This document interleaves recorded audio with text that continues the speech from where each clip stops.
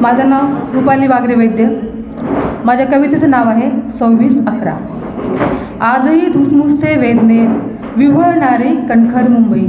आजही धुसमुसते वेदनेत विव्हळणारी कणखर मुंबई. 26/11चा आठवून हल्ला अजूनही थरथरते मुंबई.